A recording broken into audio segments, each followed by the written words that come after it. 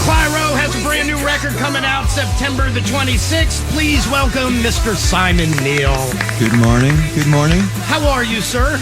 I'm pretty good. I'm tired and in awe of the fact that you do this every single day. Yeah, I know. Not bad, huh? Not bad. By the way, can I tell you that? Do you like this song?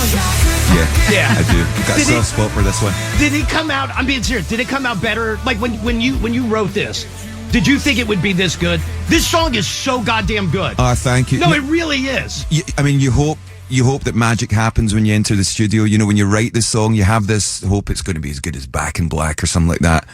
And you know what? You have to just have faith. Let me interrupt. You've got to aim. You've got to aim for it. I said. Okay, Don't worry. I'm not getting ahead of myself.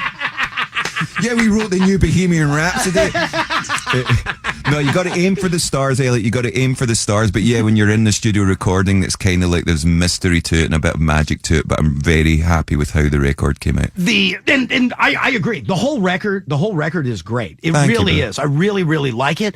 And there's a couple of songs, and I'm sure you're like this, whether it's with your own music or if you're listening to somebody else's music. But there's certain songs that you get drawn to more than others. Of course. And maybe that changes a little bit over time. But A Little Love, I honestly, over and over and over Thanks again. so much. Like it's great, and I feel bad. I didn't know we were going to start with that because now it just sounds like I'm kissing your ass. You came in I love here. it. More, please, more. I'm a long way from home, so this is lovely. Is it? Are you? So the record comes out on the 26th. Yeah, actually, it's now been moved to the 19th of September. So I'm glad you. Is that because they were like, that song's good? Let's move it up a little bit. Exactly. Yeah. How does that work? Like, how did they decide all of a sudden? Let's move it up to the 19th. I'm not really sure. These corporations, there's some shadiness going on behind the scenes. I don't know. Like we put it Little Love out a couple of months ago, and it's had a great reception. So I'm hoping it's just the people want it, so we're going to give it to them. But is this a nervous, anxious time for you? Like once it's done, and yeah. I mean you're doing like a promo tour and stuff. Yeah. And I get that, but it's not like you're not doing a whole lot between now and when the record comes out. Yeah, that's right. We're doing, as I say, a bunch of promo around Europe and things, but we're not touring till the new year. But yeah, it's like having this secret that you're delighted with for months, and then suddenly you realize you have to share the secret. So I'm always nervous and anticipating what people think. I'm curious what our hardcore fans think and what any new listeners think, but it's because it matters to us so much. I write songs, they're very personal, these songs, and we've been in a band from when we were like 15 years old, so my life is dotted through all the music. So yes, I do care. It's not cool to say it, but I care what people think, Why is it? It's funny you say that, because I actually read something where you were talking about this will be the band's 10th record. Yeah. And I read something where you were talking and you said that, first of all, it doesn't make any sense because bands, like when you were a kid, like they didn't have 10 records. No one did. Yeah, they didn't have 10. Like they had 3 or 4. So to feel like you have 10, almost it's not fair that these bands that you loved had 10. Yeah. Why do I have 10? It's exactly that. I grew up listening to a lot of kind of weird rock music and some really heavy stuff. And what'd you listen to? For a while, I guess I started in like Guns N' Roses, Metallica, and then Metallica took me down the dark path, so I ended up with Slayer and Pantera and things, and then I went to really noisy records like Converge and Dead Guy and Drowning Man and Dillinger Escape Plan, so that really kind of horrible stuff, which I love. Forgive me, what was the question? All I can envisage is no, but Dillinger. that's okay. That's all right. But now let me go to that for a second. Would I be surprised? Like, was there ever a point if I would have walked into Simon's room? Mm-hmm. Would you have ever been listening to like a Spice Girls record? No, never. No. And actually, I had the classic teen metalhead bedroom. I had like a Pantera, Anthrax, and Slayer wall, a Metallica wall, and a Guns N' Roses wall. And then that evolved into Nirvana and a bit more grunge things. And then thankfully I left home. Right. So you never got into like pop or anything. Not like really. That. No, that came later. I think through the art of songwriting and appreciating how amazing a songcraft is and how beautiful some of the biggest pop songs of all time are. So that I've kind of leaned into it now, and I do listen to a lot of pop music, and I'm a big fan of like Casey Musgraves. Her songwriting is spectacular and things like that, and like ABBA, big.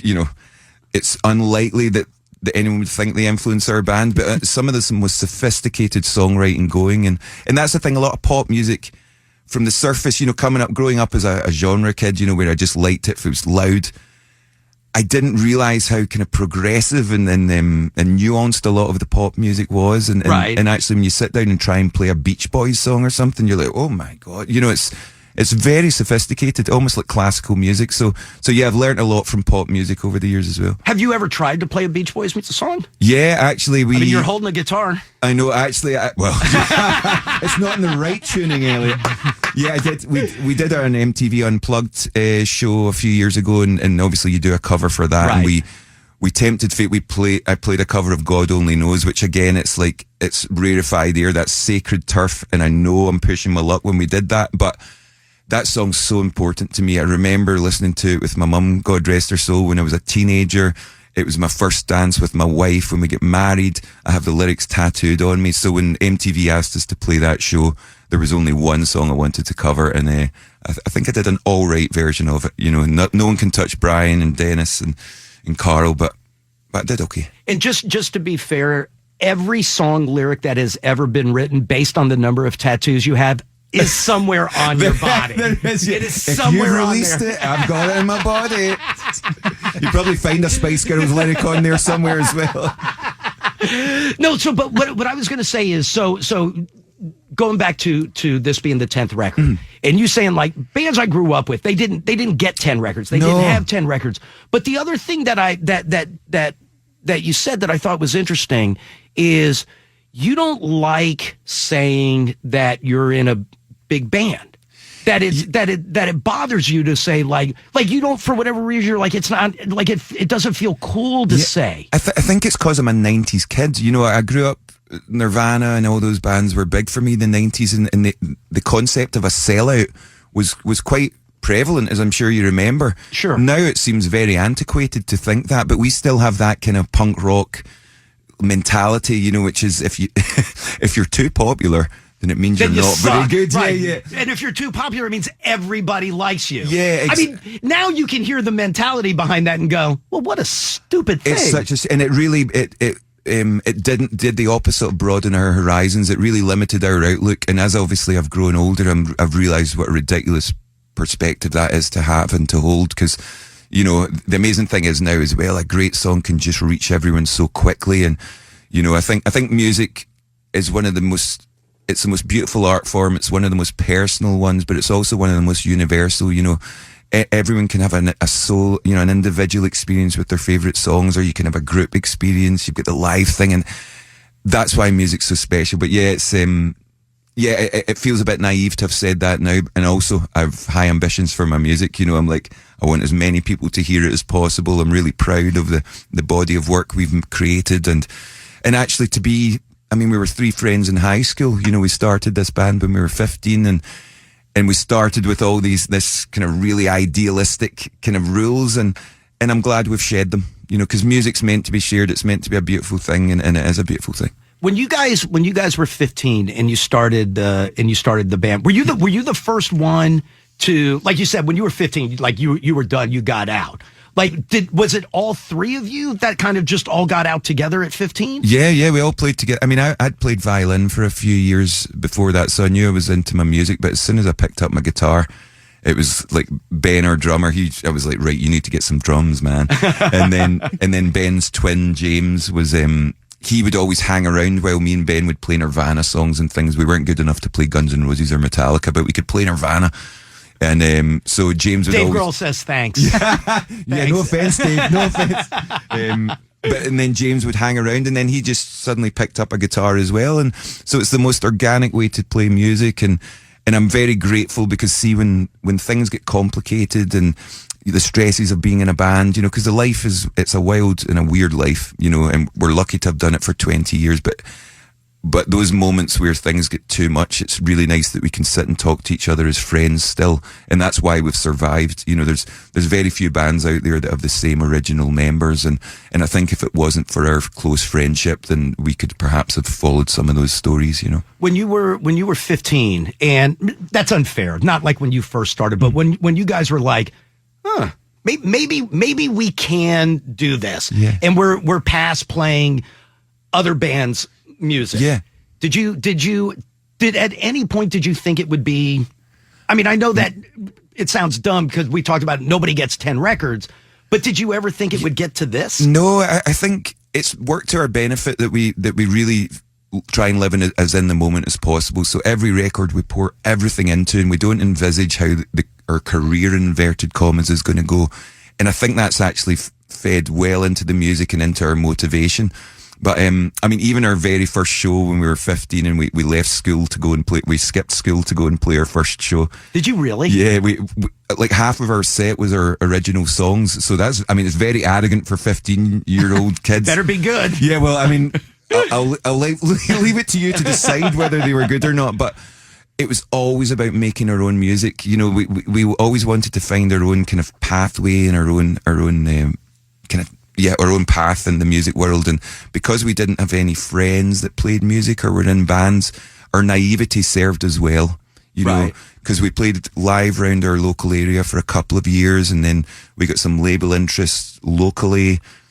Then we played a few shows with that, released a couple of EPs, and then we got some national interest from record labels, and then a few albums on Beggar's Banquet, and then Warner's came calling. So I feel that we've been ready for every step of the band without having to feel, you know, too cynical about it. You know, like we were ready for every step we took as a band. What is the closest you guys got during the run to not being a band? I guess, I mean, to be honest, post-pandemic has been a tough time for us. During the pandemic, we overworked. We were meant to launch an album in 2020 that then obviously everything got shut down in 2020. Right. So instead of touring, we just went in and made another record, which was great fun at the time, but I think we neglected ourselves as human beings. We stayed in band mode. And that time period was so weird for all of us. I think we're all processing it. But yeah, we definitely overcompensated with our work. And I felt like the last year or so is when it's kind of taken its toll. So I stupidly went out with my hardcore metal band called Empire State Bastard with Dave Lombardo on drums from Slayer, my friend Mike Venner and Naomi McLeod. And we toured with Sleep Token around the US last year, actually. And it was great to do something that was pure noise. You know, it was just the simplicity of stepping on a stage, no one caring what we were doing. And so I felt liberated after that, but it was important to take that break. I think, as I say, we'd neglected ourselves as human beings and tried to just be in band mode. So last year was important that we had a wee reset and just touched base with each other to make sure we were healthy. But isn't that, I mean, listen, I can't tell you what to think of yourself, but like, nobody knew what they were supposed to do. Like there was no manual to follow of like, this is what we're supposed to do. I know. And when you look back, it's incredible all the changes we did make, you know, and when we look back, there's some things we should have done, some things we shouldn't. But yeah, it's kind of taken a little bit out of each of us. And I think, you know, I guess the thing is, some professions didn't really stop. You know, I'm sure. We came in, so they emptied out the whole building. We came in every day. I wasn't going to go home. Yeah. But no, I would have lost my wife. Like it wouldn't have been good. Were you sprayed down outside on the way in every day? Like, yeah, no. I mean, but we all made a vow to each other. We're going to do everything we can to not get sick. Yeah, to protect. Or else other. they're going to throw us out of the building and we won't be able to come in. Of course. So for us, which is a very, very small part, nothing changed. I mean, yes, the certain things that you did change and how you lived your life, but we still came to work every day. It wasn't like you guys where it's like, okay, there's no studio to go to, there's no touring to go to, there's no promo to go to, like there's none of that going. At least we came to work every day. Yeah, and that's what I struggled with the most, because every time like the lockdown was about to be lifted, it would be like, oh, we're almost back out there, and then we would go straight to the bottom of the list again, and that's what was really tough. And also, I felt like I was an accountant. I was on Zoom calls for about 4 months, and I'm like, I didn't sign up to be in a rock and roll band to be on Zoom calls. Not that I knew what Zoom was before 2020. I mean, where did Zoom come from, everybody? I wish I had some stocks in Zoom before that. Going back to your other project that you said that you went out and did. I was reading something about that where, Simon, you said, I need to go do that because I can't always be Simon from Biffy Clyro. Yeah. That you don't want to be that guy. And not that guy is bad, but like, I don't want to be that big rock star. It's the expectations that to be honest, it's expectations I put on myself and what I expect my songs to be of a certain quality. And I'd emptied all my creative juices during that 2020 and 2021. So I just needed to go elsewhere. I needed to just be a guy that isn't in a band or is just playing in a kind of smaller band. And as I say, I fell in love with touring again. You know, we went out and we toured for a long time actually on ESB. It was meant to just be 6 months of touring, and we ended up doing about 18 months of work. And so it was a little busier than I wanted it to be, but every tour was more fun than the last. And it's really fed back into being back in Biffy. You know, when you've been in a band for years and years, sometimes you just get on the treadmill and it becomes a bit of a hamster wheel, and you need to consciously step off that hamster wheel. I think we all do in all facets of our life and all work. You know, we always need to remember the human inside the profession, because especially with what we all do, it's so immersive and we love what we do. Sure. So, but you still have to remember that you need to kind of not ignore yourself as a person, because I felt like I was just Simon from Biffy for so long. And I wanted to be Simon Neil. I wanted to be a real boy.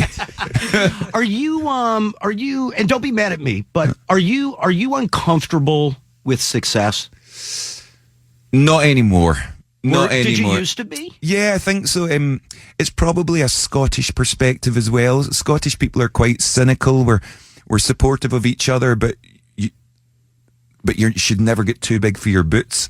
So living in Scotland definitely keeps our feet in the ground, but it's just a kind of perspective that Scottish people have, and I think we've learnt to embrace our success. You know, I guess we tried to deny it for a few years. You know, and don't get me wrong, I know, you know, in the US we're a very small band. You know, this is just kind of the rest of the world, but I finally take pride in the fact that our songs are known by lots of people, and lots of people come to the shows and sing along. I'm really, really proud of us, and I know pride's a sin. I've seen the movie Seven. I don't want to end up like that. It's the movie Seven, but yeah, it's a wonderful thing. If you'd said to me when I was 15 that I would be playing music for another 20, 30 years, I've been delighted. I would have bitten your hand off. And it's just to remind you, you know, it's important to remind yourself how far you've come. But yeah, no, I embrace it wholeheartedly now. We still take our shows and our music very seriously. Right. But those are two different things. Exactly. Those are two different things. Exactly. So yeah, I mean, taking it seriously, and I fully believe that you do. But like when you start reading about your history and like some of the side stuff that you do, it almost seems like there's this: if I'm successful, I can fail. If I'm not successful, I can never fail. There's nowhere. Where am I going to go? I'm already laying on the bottom. And actually, I've got a few friends that kind of suffer from that kind of perspective. You know, where it's almost easier to not dip your toe in, but just in case you fail. But I guess I'm never afraid of failure anymore, you know, and the part of the reason I do the other projects is to feel that liberated way of, you know, the ESB band, the metal band. You know, my dad, even my family couldn't listen to that record. My dad was like, I tried to listen to it, son, but it's just too heavy, you know. And that, you know, so, and I needed to hear that, you know, but it's music should always be for yourself, you know.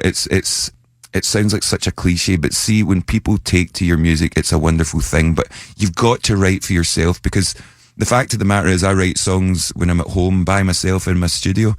So if I'm not turned on by it, you know, I don't want to second guess what anyone else is going to think.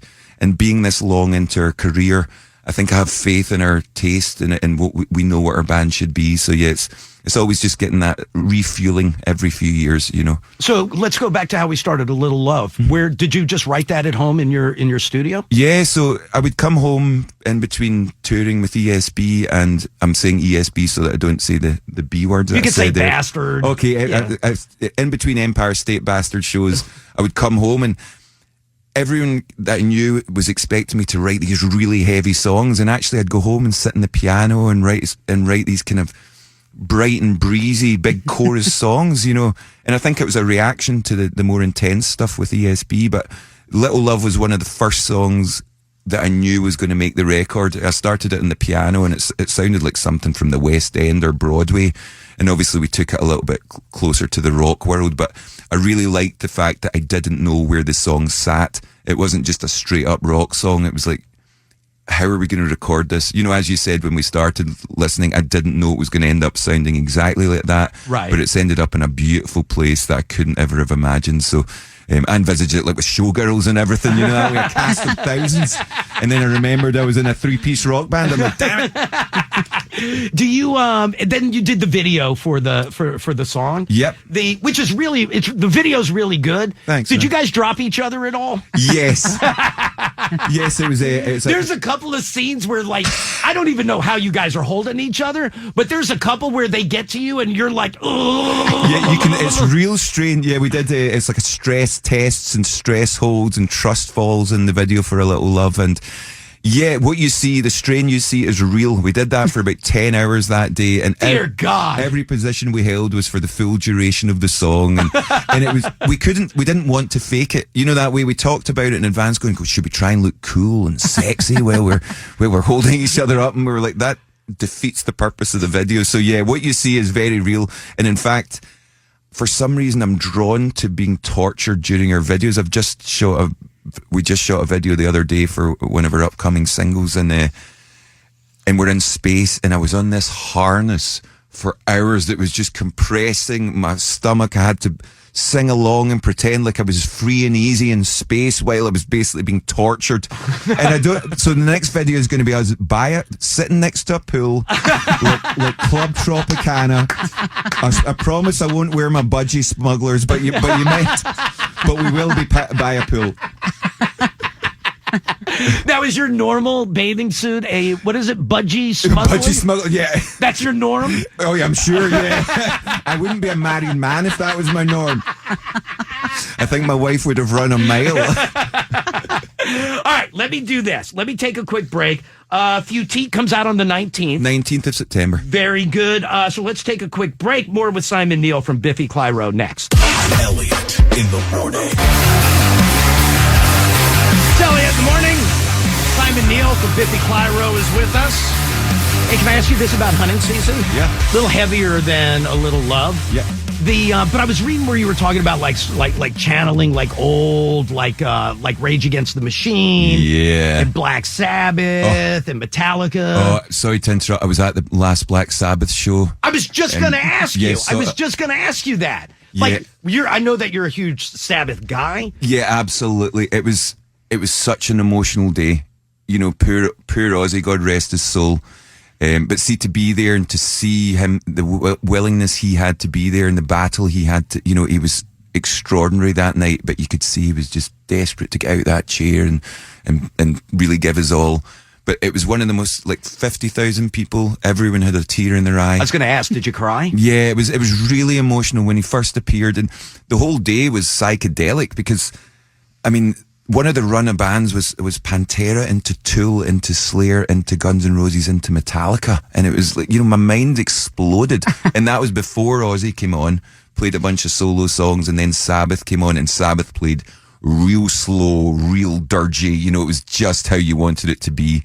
And but it was just amazing to be there. And honestly, as I say, everyone had a tear in their eye, and it was one of the most beautiful sign-offs and goodbyes that I've ever seen in my life. And I'm really pleased Ozzy got to see it. You know, not that would I know, but I think it was meant to be that way. It was poetic. It felt like that was how he was meant to round off his incredible life. And so yeah, stunning. Simon, what was it like for artists though? Like, because I mean, obviously, you know, people are playing and they're paying homage, but then there's still time where like people aren't playing and they're just in the back. Like, was there a weird aura in the air? You know, or it was funny because everyone that was there was just Black Sabbath fans and Ozzy fans. That's what they came as first, you know, all in Metallica, Guns N' Roses, you know, to see them all be so selfless, because a lot of these bands haven't shared a stage or had to go on, not headline a show in like 30 years, you know. So to see just how much it meant to them, and everyone said something really beautiful about Ozzy and about Sabbath and what it meant to them, and it just felt that the metal community and the hard rock community really were there for him. So to see Axl, Hetfield, Phil Anselmo, Maynard be in awe of someone else was truly special. You know, they just looked like rock fans, and They were there just paying tribute to their heroes. So it was a beautiful leveler for everyone. So as much as these superstars were on the stage. It didn't feel like that. It was all about Aussie. And obviously in the part of Birmingham where they grew up, where they started, and you know, I'm sure it was unrecognizable, but it was just so apt to be there, and yeah, beautiful. It's interesting though, because I didn't even think of that, but like, when is the last time somebody told Maynard, no, not only are you not the headliner, you'll be going on fourth or fifth from the end. While it's still daylight. I mean, I don't know if Tool have ever played a show during the daytime, but I tell you what, I've seen Tool a bunch of times over the years. They're one of my favourites. They were one of my highlights of the day. To actually see them, these lizard men that only exist in the shadows, to actually see them perform, and Maynard is just so powerful. He really he's got such a magic and a hypnotic presence, and so yeah, it was truly amazing, because then they would walk off and you'd see Slayer walking on, just, you know, there's Tom Araya walking past Maynard, and then there would be like, oh, there's Lars walking past Duff McKagan. Dude, it's still daytime. Yeah, exactly.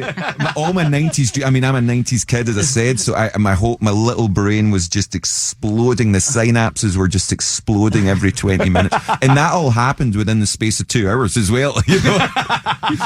Bonkers. All right, what song are we going to play first? I'm going to play a morning version of A Little Love. Whenever you're ready, sir. Thank you so much. Right. Here we go. Right.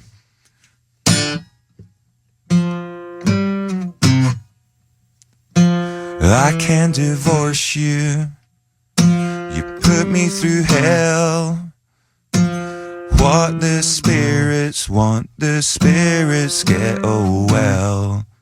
Well, who can you trust? And how can you tell? When you can touch it but not feel it, you can hear it, the silence fell. With a little love, if you want it, we can conquer it all. With a little love, if you're honest, we can defeat them all.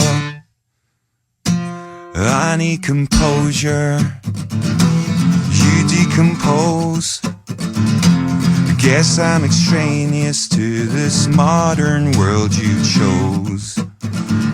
Who can you trust? But it's better than hell. When you can touch it but not feel it, you can hear it, the silence fell. With a little love, if you want it, we can conquer it all. With a little love, if you're honest, we can defeat them all. Can somebody help me?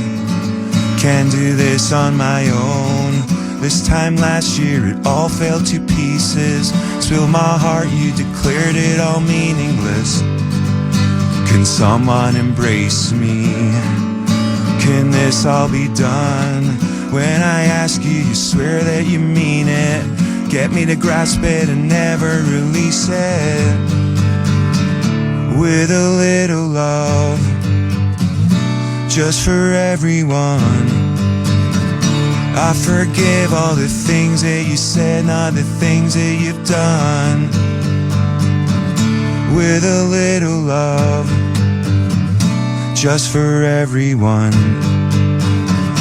I wish I could forgive and forget, but the moment is gone. With a little love, if you want it, we can conquer it all. With a little love, if you're honest, we can defeat them all. With a little love, with a little love, with a little love. If you're honest, we can defeat them all. With a little love. Simon Neal from Biffy Clyro is with us. Dude, that sounded great. Thank I like you, the man. morning version. Yeah, it's a lot deeper, a little slower. It's a little massage for your listeners. I'm sorry it's not quite a double espresso for all y'all. So the full record, Foutique, will be out on the 19th. I was reading, you released a bunch of UK and European dates. Yes, we have. Yes, starting in January. We'll go all through the UK. Then there's Amsterdam, Paris, Madrid, Zurich, Berlin, Oslo, Stockholm.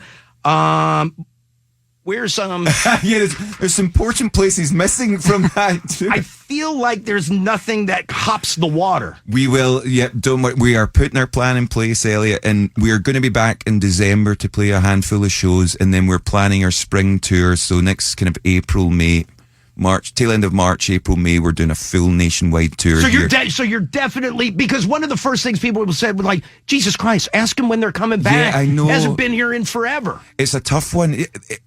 Basically, this is the best plan we've ever had. So yeah, we will be announcing This is the best plan you've ever had. Trust me, or it feels it.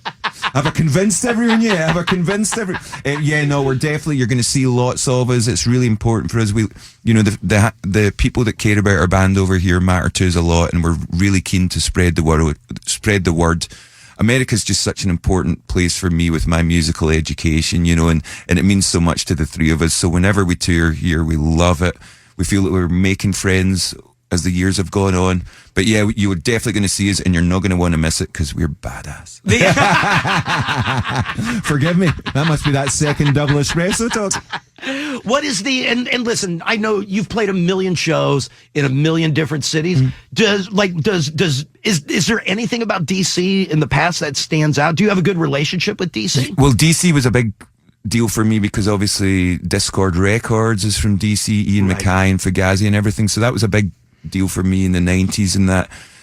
And then the 930 Club, the Black Cat, there's so many iconic venues that we've been so aware of. And one of our very first shows in the US, which we felt like was a success, was at the 930 Club. And it was, and I'll never forget it. I love that room and everything. And the venue's great. The venue's great. The venue's awesome. But yeah, no, DC's. You know, we went and got the Ben's Chili. You know, we've done that. We've ticked a lot of boxes when we've been in DC. And yeah, it's always felt great for us. Good. Now let's go backwards a little bit. I know that you guys were busy during the summer doing the whole. I know it's a huge deal overseas, like festivals. Yeah, and festival summer. A big festival culture in Europe. Do you like doing those? Yeah. It's magic because a lot of the festivals in Europe, they're really eclectic bills. So sometimes you'll be on after like a reggae band. Sometimes you're on with metal bands. You know, it can be anything. So yeah, we did Glastonbury in the UK, which is a really big deal. And we played a bunch in Germany and Scandinavia and where else? It's already a blur. I'm constantly looking forward. I don't have time for my rear view mirror at the moment, but we came straight from the studio, straight onto the summer stages. And when you're standing on those stages and there's 50,000 people, it makes you feel good. It really, you know, it felt like coming out of the studio in the kind of bubble and the cocoon of being in a studio. It just felt like we were beasts let into the wild again. And I'm not sure if anyone that's listening knows, but we're a band that plays with our shirts off because I was going to say, it was weird to see you play a song and not have your shirt off. I know, it's something that we did it back in the day because we used to tour in a van and we would go through all of our clothes too quickly. And at the end of the tour, there'd be this like chewing gum ball of t-shirts at the back of the van. So we swore that for efficiency and for laundry bills, we just stopped wearing shirts and we've never put them back on. And there's something really ridiculous and empowering walking on stage with your shirt off, so it feels like you're ready for battle, and that's still the mindset we take in. Even when we're playing to our fans, it's like it's almost a fight in the most beautiful way. It's a fight and a hug. Right, because I was watching your set from Glastonbury, which was, I mean, it was awesome. But there's, everybody's got their flags up, and there's like 50 is small. That's got to be 100,000 people that are there. Yes. But then I think back where you were like, it's not cool to say you're in a band and I need to take a break. And I'm like, Jesus Christ, you're wearing a kilt and you got no shirt on. I know. Like something doesn't match here. I'm definitely leaning into something, but no, as I say, it's a while ago now that I kind of made. I think that's the attitude I have when I'm making the music. I think I'm able to maintain that kind of, this music's for me and it needs to be special, and I've managed to shed it everywhere else because, yeah, as you say, it's like I want to go out there and give everyone a good time. I don't want to be apologetic for being up there. I want to show people, make sure everyone's hoarse by the end of the night, sweaty, hopefully get their t-shirts off too, and that everyone's hugging and having a great time. It's really important to us. So yeah. True or false, you still get very, very nervous before you go on stage? True. Like almost panic attack nervous. Yes, unfortunately. I I always thought I would relax into it, and obviously the more you do of anything, you should relax more, but it still matters to me. Every show I want to be the best show we've ever done, and at points that's taken its toll on me, and I've needed to like stop and really take a couple of months off, because that expectation and that kind of trying to reach that peak every night can be tiring. But most of my favourite bands did that as well. I know that they play for you as if it's the last show they're going to play on earth. So that's where my nerves come from, because I just want it to be the best experience for everyone. And obviously I want to enjoy it, but I want to give people the best experience. And so yeah, the nerves are still there, sadly. I do drink a couple of tequilas before the show. I'm not a big drinker, but I love tequila before the show, so I have 2 or 3 of them, and that just chills me enough to go out there and do it. Yeah, a lot of non-drinkers do about 2-3 shots a night. And you're good. That just settles you in a little bit. My meetings are great fun. Yeah. Like my 11th step is down it.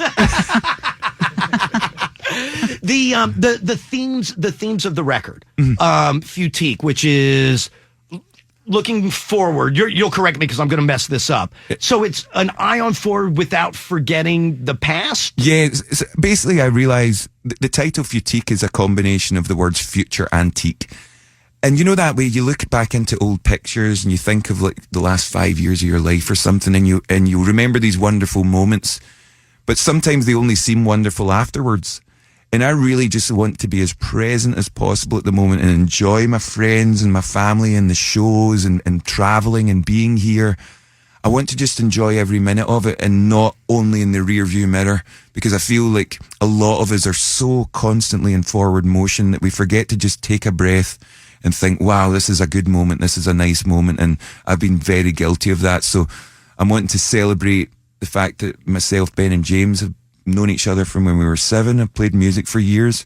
We get on each other's nerves a lot, but because we've got that deep bond, I feel that we can survive anything. And also the world is a dumpster fire at the moment. It's so tough. Every time you pick up your phone or something, it can be really tough, and really it can wear us down. So I've decided that all I can do is what's within my control is try and cherish everyone I have and all the memories I have. And I'm trying to make sure that there's nothing that in 10 years' time I look back on and think I should have been more present for that. So that's why even in this morning moment, and I'm not a morning person, I'm just trying to enjoy everything, and I think we all should, because the world's changing very fast, and we should embrace our loved ones and our family, because you know what, sometimes that's all we've got. You said something that I really, that I really liked. We are never aware when we do anything for the last time. Yeah. And there's something really, and you went on to say, there's something really beautiful in that, but there's also a sadness in that. Yeah. I really like that. Thank you. Again, that's all about being present. A couple of my friends have said that they didn't realize the last time they were going to read a story to their daughter or something, or the last time you give someone a hug and you maybe don't see them for years, or you just don't see them again. And it's just about trying to find those moments. Because as I say, life moves so fast these days, and it's a wonderful thing, and progression is so important in all elements of our lives. But I think emotionally we can dwell. I want to dwell a little more emotionally on things, and then, not be bummed out. Simon, let me ask you this.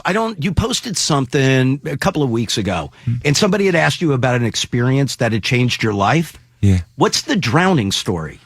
Oh dear. Yeah. So when I was 17, me and my friend, we went to stay with his brother. We went anyway. It doesn't matter where it was, but me and my friend went in to the ocean.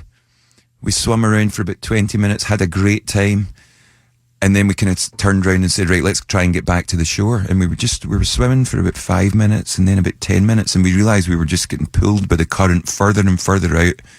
And we ended up getting in the wave break. I'm not sure if that's the right phrase. And we were stuck there for what felt like forever. And I was barely able to gasp at air. And I'll never, and it always gives me goosebumps when I say this. I turned to my friend and said, I'm not going to make it. And that was like a really tough thing to say. And it still, as I say, gives me goosebumps. It upsets me a little when I say it, but I thought I was going to die. I really did. And my friend was in trouble. So we were submerged under the water, and then a lifeguard appeared out of nowhere attached to one of the. It's like a Baywatch moment. Yeah, honestly. of course. You know, in my mind, it's a little bit more cinematic than in it my probably mind, you was. got Hasselhoff. And Yeah, exactly. And I wasn't a pale wreck when I came out. But yeah, we get swept up. You know, they had to. The currents were so strong, they had to tie the lifeguard to a boat as well. And then he pulled us in, he swept us up, and then when we got to the shore, there was a crowd of about 100 people clapping because the whole beach had realised that 2 people were drowning. So yeah, we just got back on the beach. We're like, oh, hi everybody, you know. And actually, the irony is, Martin's brother, who was there, we'd travelled so far down the beach that he thought we were having a laugh when we told him that we'd almost drowned. He was like, "No, you didn't," and we were like, "We did. We've just been saved down there." So yes, I've had a fear of the ocean ever since. I live near the ocean, but I cannot go in it anymore. I was going to ask, have you gone back in, or no? You're a pool guy. I went up to my knees, you know, but honestly, it was very traumatic, and it's funny because me and my friend, it's. I know that his wife feels the same. It's the story we tell quite a lot, you know, and I can just see our wives rolling their eyes at me telling this story again. Elliot asked, baby. Elliot asked. No, but I don't think I've ever, everybody's found themselves in crap. Maybe not like that, but to look at your friend and go, I ain't gonna make it. I had nothing. That's a big jump. Yeah, I had no breath in my lungs. I had no strength in my arms. I was just starting to drift under the water. And as I say, I'll never forget the feeling of the guy sweeping, you know, that way. It was, what a superhero. In fact, I think I love this guy. I've never seen him again. I can't even picture him. But maybe that's my life love affair right there. Were you wearing, what'd you call them, your budgie smugglers or something? I would have been afloat then, man. I would have been bulbous and buoyant. No, I would not have needed help. I gotcha. Keeley dancing. Is that hard? Kaylee, yes. It is hard? Yeah, you will sweat. Have you ever seen videos of Kaylee dancing? No, but somebody asked you Keeley dancing or moshing, and you said, oh, Keeley dancing. Yeah. And I was like, I have no idea what that is. So it's Scottish traditional dancing, which you normally wear kilt and things like that for it, but it happens at family dues, at like Christmas, at New Year. And you basically just fling each other around a room. But hard? Could you teach Diane to Keeley dance right now? I could, but Diane, I don't know if you want to accept this invitation. You may regret it. We may both end up with a black eye or something. So it's aggressive. It's aggressive. It's like you fling each other around. You spin in circles. You dance with everyone on the dance floor. You change partners a lot. But you change partners, you end up. Yeah, that sounds sexy. Yeah. We're giving each other black eyes. Yeah. Ooh, I hope I get Simon next.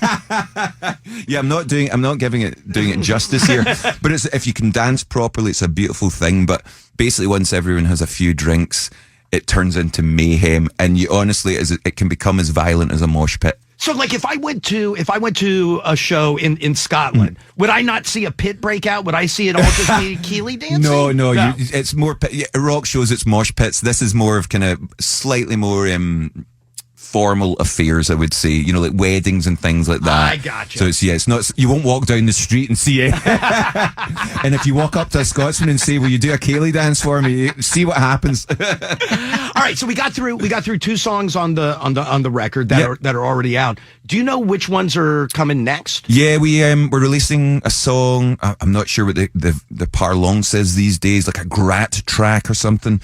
True Believer. Oh, I wrote that one down. Yeah. Excellent. And then the big single with the album is going to be a song called Goodbye, which is I didn't write that one down. A bit of our heart. Oh, no.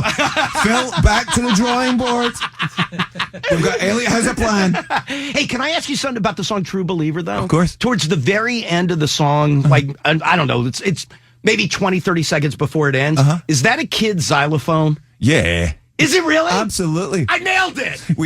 Yes. Again, we're quite an awkward band. So, True Believer is one of the most rocking and kind of most progressive songs in the record. It's heavy. It's explicit and heavy. And heavy, but it's just at the end when the song's about to peak out, we just put a little toy xylophone on there, and we love that kind of rug pull. See when you're making music as well, it's just I love to keep people guessing. It's like, it shouldn't be obvious. I want people when they're listening to our songs to not necessarily know where they're going to end up. Some of them should be a beautiful journey. Some of them should be quite a violent journey. You should be flung everywhere and not quite know where you've ended up. that's one of those songs where you're like, how did we get here? Song is great. Thank you. All right, last thing, and then I'll let you play. And I know that you got to start getting to a train. Have you received your Murder, She Wrote figurine? No, not yet. No, it's stuck in the. Thank you for you've done your research, Ellie. I did hear that you're an incredible researcher. Yes, I'm revealed. I am a Murder, She Wrote Murder, She Wrote alcoholic. And I have a soft spot for Jessica Fletcher. I did spend too much money on a Jessica Fletcher action figure, but when you see this work of art, you will want one too. She's got a different blouse for different days of the week, and she's got a look in her face that says, I'm going to find out who did this. Yeah, I'm never going to live that down. I wish you would have been at the Ozzy tribute day and just walked around going like, oh, no, Maynard. No. So I bought this Murder, She Wrote doll. It's awesome. No, I am a rock guy. Ozzy's Black Sabbath are amazing and Ozzy's amazing, but Maynard, have you seen this doll? I mean, God bless Ozzy Osbourne, but have you seen this? All right, give me one more song and then I'll get you out of here. Give me just 5 seconds to swap this guitar. Talk amongst yourselves. Do whatever you got to do. I could have walked that over to you while you were doing something. That's all right. This is This is a pretty little song on the record, and I really appreciate you guys. I appreciate everyone listening at home as well. And honestly, our record is very rocking. I apologise. Well, don't apologise, but these are very much morning versions of the songs. If you want the PM version, get the record. This song is called 1001. How have you been? How would I know? It's been a while since we were close. Eventually, the easy we are. You're breathing it in, trying hard not to spit it out. 'Cause this is how we broke. This is how we broke. I always knew when I was wrong, but I never said sorry. Now I'd say it 1001. I always hoped that I could change, try to write a different story, but I made all the same mistakes.